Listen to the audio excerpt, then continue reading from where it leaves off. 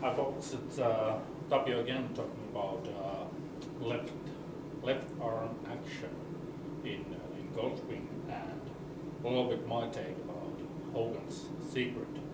And when I'm talking about Hogan's secret, I talk about that one night and 2 weeks when he changed that huge hook to fade and learned how to prevent club face closing too much. First of all, we have to understand real definitions of wrist movements, and I think Hogan used the wrong word in wrist, calling it supination, because in anatomy wrist can't supinate. It's forearm movement. No one uses the word supination with the wrist movement. The wrist movements are ulnar deviation, radial deviation, palmar flexion, and dorsiflexion. So if we talk about the old term turning palm facing down to turn palm facing up, when the arm is hanging about down, turning palm facing down to palm facing up, it's going from dorsiflexion to palmar flexion. So Hogan's grip at the beginning, it was not really strong, but maybe stronger than after it. But what he got long thumb. So the shaft was more perpendicular to the fingers. And now with this grip, if I use the combination of palmar flexion and ulnar deviation, you can see the face is pretty much closed. It's about 30-40 degrees closed. So if you take it in full speed, you're gonna close it too much. So what he changed, he made it a little bit weaker and also shortening the thumb. And there is of course, there's a little bit difference between players. Just their anatomical differences are making some differences here.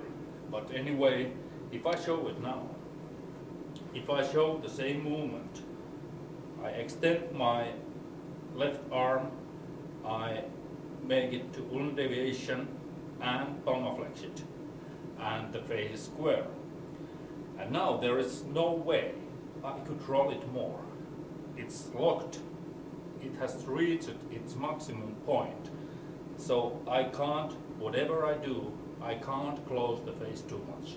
It means that in full speed I can do this as much as I want, and club face never gets too much closed. Also, if you do this movement, what I tell, you end up to the things that Hogan told us in 5 lessons. Right wrist bone, it's like this, and the wrist is closest to the target than any other part of the hand. So it's kind of proof that he made it just like that. Also, he described the ball flight, what you get when you do this, and it's slow penetrating ball flight. And I think it's what happens. You make the club face stronger,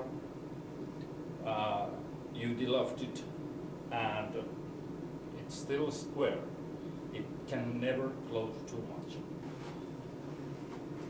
So with a weaker grip, with a short thumb, player is able to roll, or not really roll, but to bend the wrist to palm flexion and ulnar deviation, and get the Hogan's position to the left wrist closest to the target, closer than any other part of the hand, right wrist bone, and square face that never can be rolled over, because this movement makes kind of lock, and you can't rotate it more. It's here it's externally rotated. This is still in pronation because it can't supinate when you lock it like this. And you see the face is square. It can't turn more. From behind, how it would look if we take it in a slow motion without those forces that are in the club head and in the club. It would be something like this, to come down, to go from dorsiflexion to palmaflexion, to cover the ball, and to go up about this way.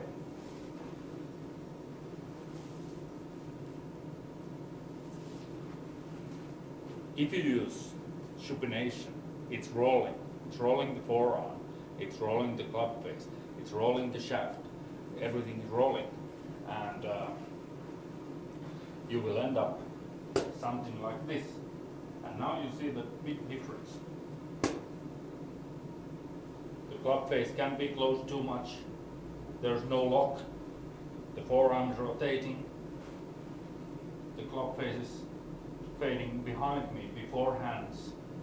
Now in Hogan's case, hands went to the left, club head stayed on the right. So the whole shaft was moving like this, not like this. And that's a big difference there. So, weaker grip with short thumb, and you can do palmaflexion, ulnar deviation combination with external rotation of the left shoulder, or without it. It really depends of the player's anatomy. But what I want to do, it's kind of extending move like this. And now you see it will get externally rotated. I don't really do it, but when extending it, it will turn that way. And now it can also roll up this way and fall down. If you keep it internally rotated, you will end up something like this, and you see the difference here. It's getting bigger. You reach the chicken wing. So to be able to avoid chicken wing move, you have to let it rotate externally. So you come here and here. From that view, internally rotated, you will push it like this, and you need supination to do something, but I don't want this. It's simple move, extending, so this is rotating also, and you end up here.